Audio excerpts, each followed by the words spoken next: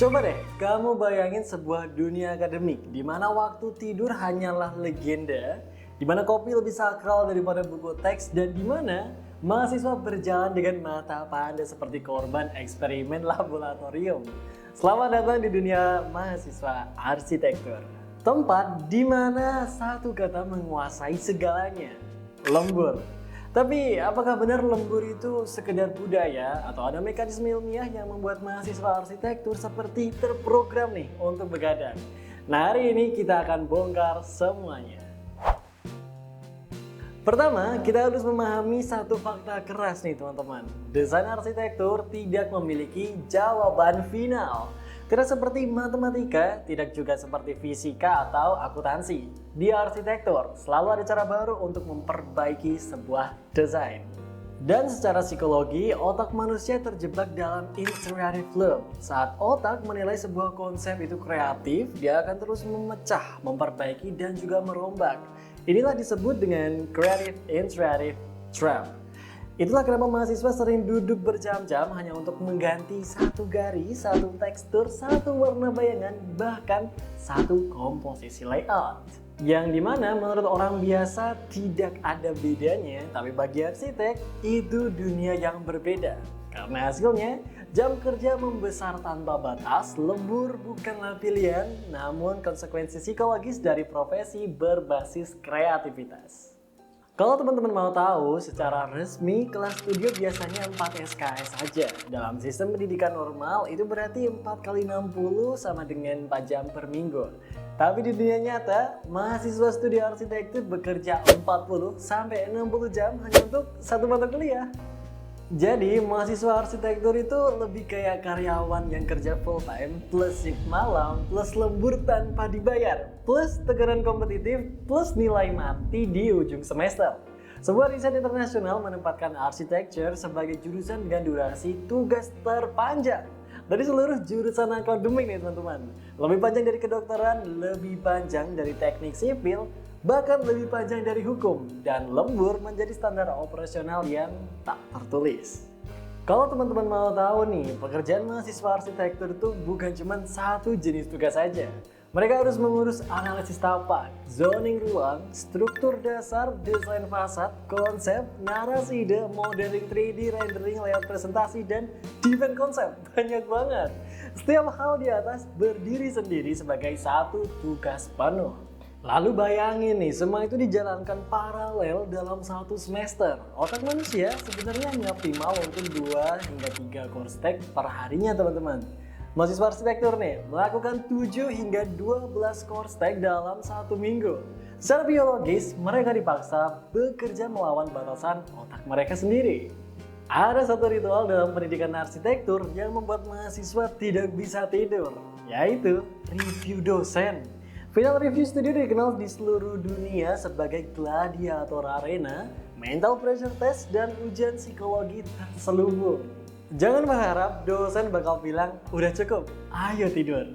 Justru yang terjadi adalah konsepnya kurang kuat, presentasinya terlalu biasa. Coba deh ubah volume masanya, render kamu masih flat banget. Efek psikologisnya apa? Mahasiswa merasa desainnya selalu kurang, tidak peduli sudah berapa jam dikerjakan, dan disinilah akan muncul fenomena teman-teman. Perfectionism included insomnia, perfeksionisme yang rela mengorbankan jam tidur. Arsitektur adalah jurusan paling bergantung dengan software. Tapi ironisnya, softwarenya tuh berat, sering crash, proses render memakan waktu, modeling memakan jam, revisinya memakan hari. Mahasiswa arsitektur bisa ke toiletnya 5 menit, pulang-pulang rendernya baru 3%. Belum lagi file corrupt, laptop overheat, plugging error, ekspor file tiba-tiba gagal, dan secara teknis, mahasiswa arsitektur bukan cuma mendesain bangunan teman-teman. Mereka sedang mengoperasikan pabrik visual dari laptop 5 jutaan aja. Asal teman-teman tahu bahwa proses kreatif itu tidak linier, tidak bisa dipaksa muncul pada pukul jam 8 pagi seperti pegawai kantor. Namun ada saatnya tiba-tiba ide tuh muncul pukul 10 malam, jam 1 malam, bahkan hampir subuh baru muncul. Kenapa? Karena otak kita memasuki fase yang disebut diffuse mode atau fase santai di mana koneksi ide baru muncul. Inilah alasan kenapa desain lebih mudah selesai ketika malam sunyi. Tidak ada gangguan, tidak ada notifikasi, dan tidak ada suara. Malah memberikan ruang yang tidak diberikan oleh siang hari. Ada satu fakta nih yang jarang disebut, bahwa mahasiswa arsitektur tidak hanya berusaha untuk lulus saja, namun mereka juga berusaha terlihat lebih bagus dari teman. Ini kompetensi estetika yang tak tertulis, teman-teman. Saat teman membuat render yang lebih hidup, konsepnya lebih matang, diagramnya lebih rapi, dan layoutnya lebih keren, otomatis mahasiswa lain akan lembur agar tidak terlihat kalah. Ini bukan toxic, teman-teman, tapi natural. Otak manusia bekerja dengan perbandingan sosial atau social comparison, dan studi arsitektur adalah tempat perbandingan level dewa. Budaya lembur tidak lahir kemarin, tapi ini diwariskan dari generasi sebelumnya. Senior mereka cerita nih, dulu aku begadang 3 hari berturut-turut. Dulu aku tidur di toilet kampus. Bahkan dulu aku mandi di wastafel studio. Cerita itu menjadi mitos kebanggaan. Mahasiswa baru akan menganggap jika tidak lembur berarti aku bukan mahasiswa arsitektur. Dan dosen pun secara tidak langsung nih memperkuat budaya tersebut. Mahasiswa yang berjuang sampai subuh dianggap mahasiswa yang lebih niat. Teman-teman tahu nggak kalau begadang itu merusak fokus, memori jangka pendek, dan produktivitas harian. Begitu produktivitas turun nih, tugas makin lama selesainya.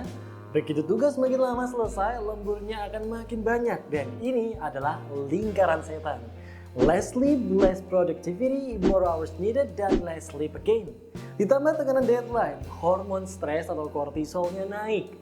Hormon stres membuat detak jantungnya lebih tinggi, sulit relax, sulit tidur walaupun lelah. Dan akhirnya, mahasiswa arsitektur hidup dalam kopi, mie instan, deadline, mata panda, satu lagi, insomnia.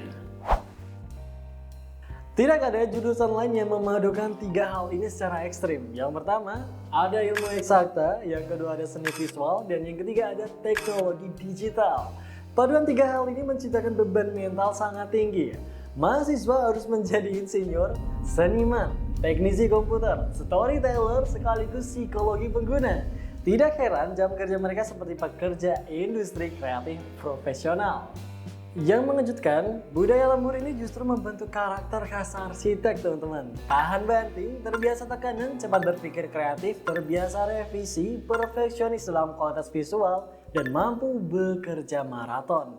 Namun di sisi lain, jika tidak dikontrol, budaya lembur menghasilkan burnout, depresi, kecemasan, perfeksionisme ekstrim, dan dopamine fatigue. Arsitektur itu indah, tetapi prosesnya bisa memakan stamina hidup. Nah sekarang aku akan kasih tahu ke kalian nih hal yang jarang diajarkan, yaitu solusinya. Yang pertama, ada pembagian tugas secara modular. Di sini jangan kerjakan semuanya sekaligus, teman-teman. Pecah menjadi micro tasks. Yang kedua, render final dikerjakan paling akhir. Hal ini akan paling sering membuat lembur. Yang ketiga, batasi literasi konsep. Jika kamu sudah sesuai dengan analisis, maka lanjut aja, jangan lompat-lompat. Yang keempat, gunakan template layout. Hal ini akan menghemat 2 sampai sekitar 4 jam setiap sesi presentasi. Lalu yang kelima adalah manajemen waktu berbasis jam produktif. 15 sampai 20 jam pekerjaan bermutu lebih baik daripada 40 jam kosong tanpa fokus sama sekali. Mahasiswa arsitektur bukanlah manusia biasa, teman-teman. Mereka adalah manusia yang dilatih hidup di antara garis-garis, volume, bayangan, dan juga deadline. Mereka diajari bahwa desain bukanlah sekedar tugas, tapi sebuah perjuangan mental, dan begadang itu bukanlah pilihan, tapi bagian dari proses. Namun jangan lupa satu hal, bahwa arsitektur adalah tentang kehidupan, bukan tentang kehilangan hidup saat mengerjakan. Kalau kamu mahasiswa arsitektur atau pernah menjalaninya, kamu baru saja mengingat kembali nih masa lalu kamu. Dan kalau kamu bukan mahasiswa arsitektur, sekarang kamu bisa tahu mengapa arsitek itu keras. Karena dunia akademiknya memang ditempa di dalam api. Terima kasih teman-teman buat kalian yang sudah nonton video ini, dan sampai jumpa di video berikutnya.